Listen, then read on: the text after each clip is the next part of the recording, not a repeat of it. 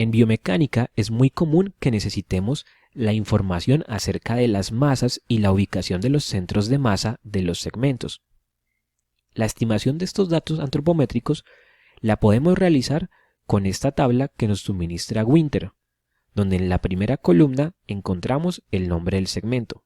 Tenemos la mano, el antebrazo, el brazo superior, el antebrazo y la mano, el brazo total, siendo el brazo total lo que sería el brazo superior, antebrazo y mano. Tenemos el pie, la pantorrilla, el muslo, el pie y la pantorrilla, la pierna total, siendo muslo, pantorrilla y pie, y finalmente la cabeza y el cuello.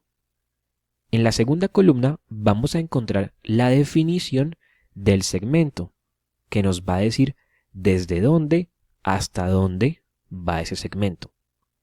Por ejemplo, acá en el caso de la mano nos dice que va desde el eje de la muñeca hasta el nudillo del dedo de la mitad. En el caso del antebrazo nos dice que va desde el codo hasta el estiloide ulnar, y así con cada uno de los diferentes segmentos. La información antropométrica acerca de las masas y los centros de masa aparece en las siguientes columnas.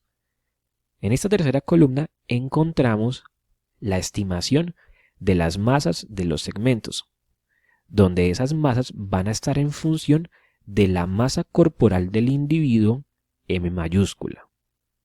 Por ejemplo, en el caso de la mano tendría una masa de 0.006 por la masa del individuo. En las últimas dos columnas de la tabla encontramos la ubicación del centro de masa. El centro de masa se va a expresar respecto a la longitud total del segmento, y vamos a tener dos tipos de centros de masa: el proximal y el distal. Para eso tenemos que recordar la definición anatómica de lo que es proximal y distal, siendo proximal lo que se encuentre más cerca a la articulación de análisis y distal lo que se encuentre más lejos. Supongamos que estamos analizando el brazo total, que sería brazo superior, antebrazo y mano, y lo estamos analizando respecto al hombro. Entonces aquí tendríamos la ubicación del centro de masa de ese brazo total.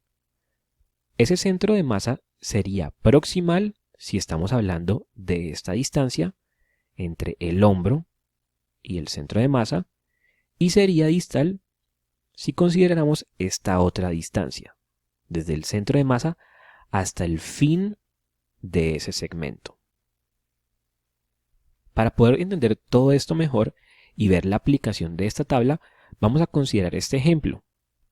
Supongamos que necesitamos determinar la masa y ubicación de centro de masa del brazo total de un individuo que tiene una masa corporal de 75 kilogramos y una longitud del brazo de 80 centímetros. Entonces, en primer lugar, ubicamos el segmento aquí en la tabla, donde acá tendríamos el brazo total. Entonces, la masa de ese brazo total sería 0.050 por la masa del individuo. Como el individuo tiene una masa de 75 kilogramos, entonces sería 0.050 por 75, lo que nos da una masa del brazo total de 3.75 kilogramos. Ahora vamos a determinar el centro de masa, y tenemos dos, el proximal y el distal.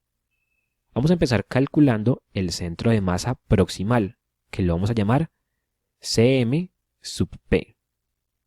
Podemos ver acá en la tabla que ese centro de masa proximal es de 0.530, pero este valor está medido respecto a la longitud del segmento.